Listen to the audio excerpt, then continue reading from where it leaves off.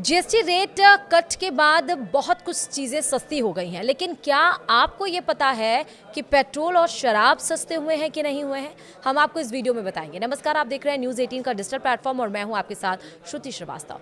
सोमवार यानी आज के दिन 22 सितंबर से भारत के इनडायरेक्ट टैक्सेशन सिस्टम में बड़े बदलाव हो गए हैं। टैरिफ अनिश्चितताओं के बीच इकोनॉमी को बढ़ावा देने के लिए कम से कम 375 प्रोडक्ट्स पर से जीएसटी में कटौती की जा रही है। भारत भर के कंज्यूमर्स को राहत देते हुए देश की वित्त मंत्री निर्मला सीतारमण ने जीएसटी काउंसिल की 56वीं मीटिंग में टैक्स की 4 स्लैब को कम कर 2 कर दिया था। इस जीएसटी रिफॉर्म के बाद 5 और 18% जीएसटी स्लैब ही रहेगी। वहीं एक 40% का स्पेशल स्लैब होगा, मतलब वहीं 40% का एक स्पेशल स्लैब भी होगा जिसमें लग्जरी और सिन प्रोडक्ट्स को रखा गया है। 12% जीएसटी स्लैब के तहत लगभग 99% वस्तुएं 5% टैक्स स्लैब में आ गई हैं। इस बदलाव का मतलब ये भी है कि 28% टैक्स स्लैब के तहत 90% प्रोडक्ट्स 18% टैक्स स्लैब में आ गई है।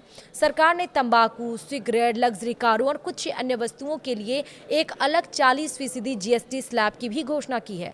सीतारमण ने कहा था कि जीएसटी रिफॉर्म से इकोनॉमी में 2 लाख करोड़ रुपए का निवेश होगा, जिससे लोगों के हाथ में ज्यादा कैश आएगा। कम से कम 375 प्रोडक्ट्स के टैक्स में कमी की गई है, लेकिन कुछ लोग सोच रहे होंगे कि इस नए जीएसटी रिफॉर्म से पेट्रोल, डीजल और शराब की कीमतों का क्या होगा।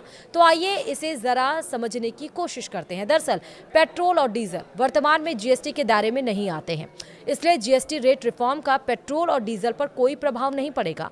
भारत में बिना टैक्स के पेट्रोल की कीमत या वास्तविक पेट्रोल की कीमत उसके रिटेल वैल्यू से अपेक्षाकृत कम है।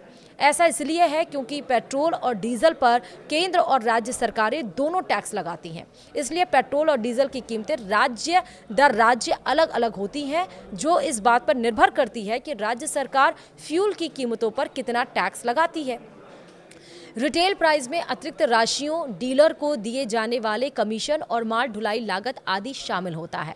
पेट्रोल और डीजल पर लगने वाले विभिन्न प्रकार के टैक्स में केंद्र का उत्पाद शुल्क और राज्यों द्वारा लगाया जाने वाला वैट शामिल है। जहां उत्पाद शुल्क सभी राज्यों के लिए समान है, वहीं वैट राज्य दर राज्य बदलता रहता है, जिससे कुछ राज्यों में पेट्रोल की कीमतें ज्यादा और कुछ में कम हो जाती हैं। तो वहीं केंद्र सरकार पेट्रोल और डीजल को जीएसटी के दायरे में लाने पर विचार कर रही है। वहीं राज्यों ने इस पर आपत्ति जताई है, क्योंकि वे पहले ही जीएसटी के दायरे में आने वाली वस्तुओं पर टैक्स लगाने की स्वतंत्रता खो चुके हैं।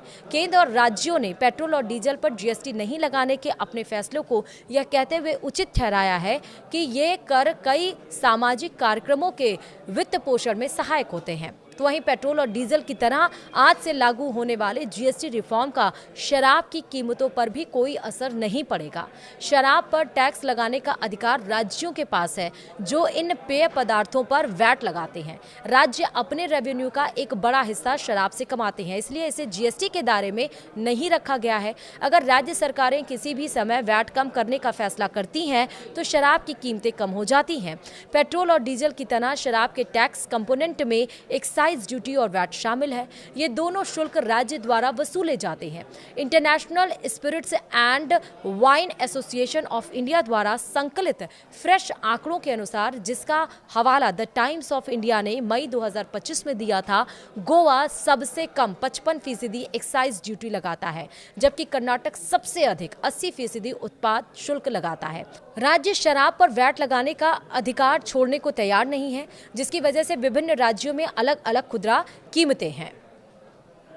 इसी के साथ ही अब आपको पता चल गया होगा कि ना ही शराब ना ही पेट्रोल डीजल पर कोई रेट कम होगा नई जीएसटी आने के बाद भी। वीडियो में इतना ही। नमस्कार।